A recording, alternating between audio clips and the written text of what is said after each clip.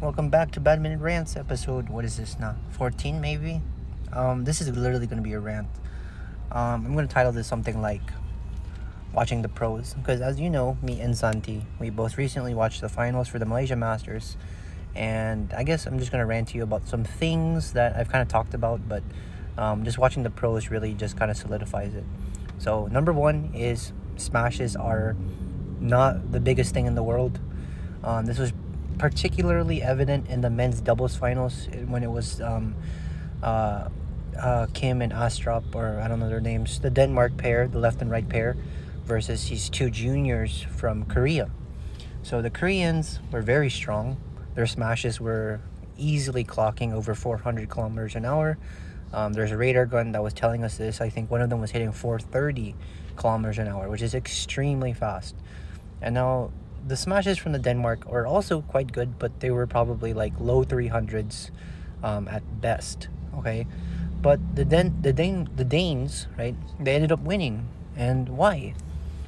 Just because, like, at the end of the day, a smash is just a smash. It's just a fast shot. If you can diffuse it well, if you can convert it well, which Kim, the front player for the Danes, is very good at blocking fast smashes.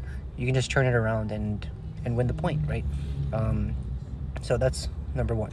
Number two, and I think this was what I learned from watching the women's doubles finals.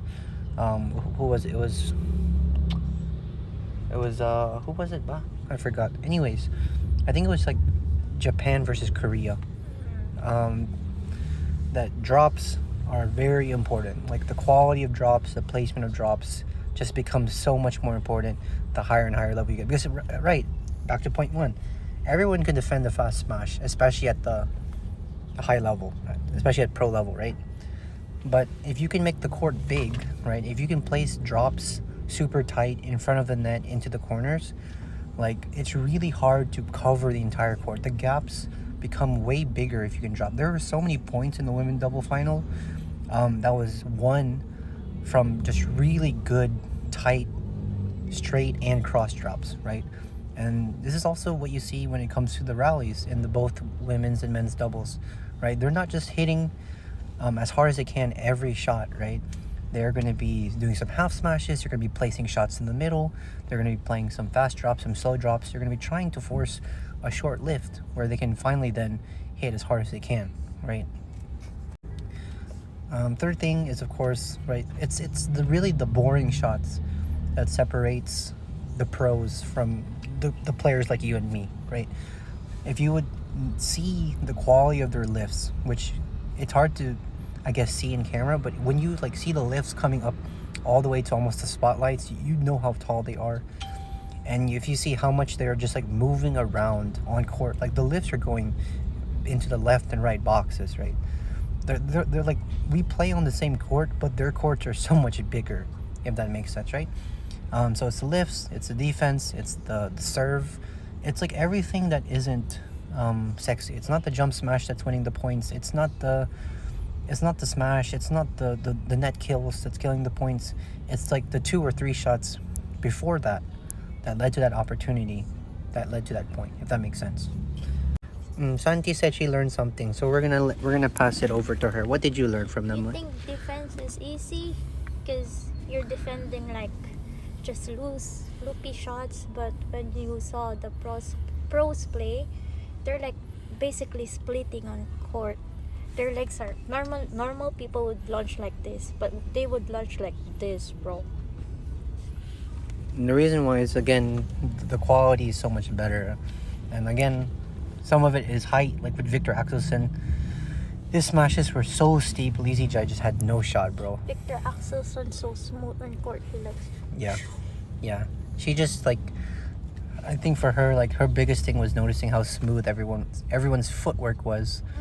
Yeah. It does. They're like crabbing. Yeah, like even for the double players, I think she was particularly impressed with the women doubles pair, the first match we saw, just because like both Japan and Korea have really smooth footwork, especially in the backcourt when they're just lifting left and right. They made things look so easy and just smooth, even though you know that if you do the same thing, you would look fucking stupid. But they look fucking cool. yeah, there you go. And then I guess I have two more things to talk about. One for me is like really the men's double final with the Danes, like because you can create more unique situations when your partner and you are opposite handed.